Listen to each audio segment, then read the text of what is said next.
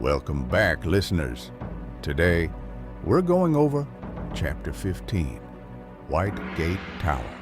After suffering defeat at the hands of Jiang Shu and his strategist Jia Shu, the mighty warlord Cao Cao was forced into retreat, losing over 50,000 soldiers. But Jia Shu wasn't done yet. Sensing weakness, he urged Jiang Shu to coordinate with Liu Biao and cut off Cao Cao's path of retreat. Cao Cao, however, was quick to respond. He dug trenches and laid ambushes.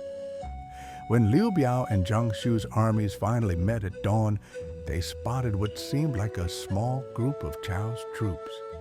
Thinking victory was at hand, they launched a pursuit, only to fall straight into a trap. Caught off guard by a surprise counterattack, they were crushed. Then came a new crisis. News reached Cao Cao that Yuan Shao was threatening to attack the capital, Xuchang. Alarmed, Cao Cao ordered a full withdrawal. Ignoring Jia Shu's advice, Liu Biao and Jiang Shu chased after him. Once again, they were defeated. It wasn't until their second pursuit, when Cao's defenses were down, that they finally scored a victory. Meanwhile, Yuan Shao shifted focus and attacked Gongsun Zan instead of the capital. Cao Cao, seeing a chance to strike back, wanted to crush Yuan Shao. But first, he needed to deal with Lu Bu, who still posed a threat, so he reached out to Liu Bei, proposing an alliance. Lu Bu got wind of this and struck first. He launched an attack on Liu Bei and routed his forces. Separated from his brothers Guan Yu and Zhang Fei, Liu Bei had no choice but to flee to Cao Cao for help. With help from internal traitors, namely Chen Gui and his son, Cao Cao quickly seized the cities of Suzhou and Xiaopei. Lu Bu fled with his family and his strategist, Chen Gong, to the fortress city of Jiapi.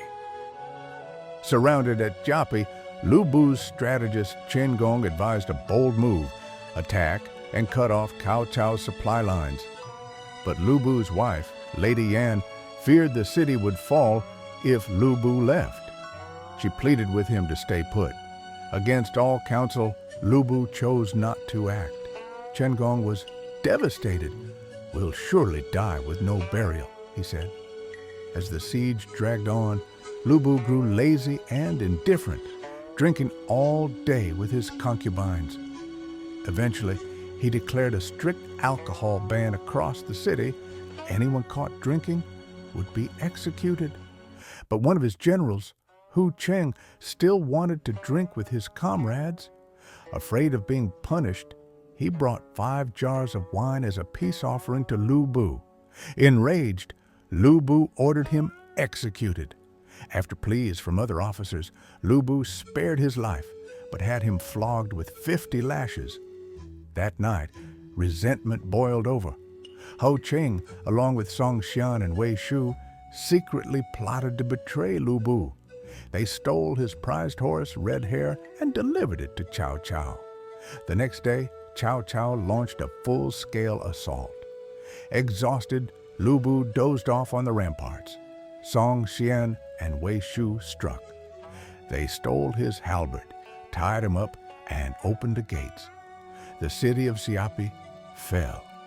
Lu Bu was dragged before Cao Cao at White Gate Tower, where Liu Bei also stood. Seeing his former generals now siding with his enemy, Lu Bu asked bitterly, "I treated you well. How could you betray me?" Song Xian coldly replied, "You listened only to women's advice. Where was the loyalty to us?" Next, Chen Gong was brought forward. Cao Cao asked, "How could a man as wise as you end up like this?" Chen Gong replied, "If Lu Bu had only listened to me, do you think you'd have captured us?" He walked calmly to his execution. Realizing he was about to be killed, Lu Bu turned to Liu Bei, pleading for mercy and reminding him of their past friendship. But just then a voice shouted, "Lu Bu, you scoundrel! Die if you must. What's there to regret?" It was Zhang Liao, Lu Bu's own officer. Cao Cao ordered Lu Bu to be hanged and his head displayed to the public. In the chaos, Zhang Liao cursed Cao Cao and was nearly executed himself until Liu Bei intervened and Guan Yu knelt to beg for mercy. Impressed by Zhang Liao's courage, Cao Cao not only spared him, but untied him personally. Zhang Liao, deeply moved, pledged his loyalty to Cao Cao from that day on, and so ended the tale of Lu Bu, a warrior famed for his strength, but doomed by indecision, vanity, and betrayal.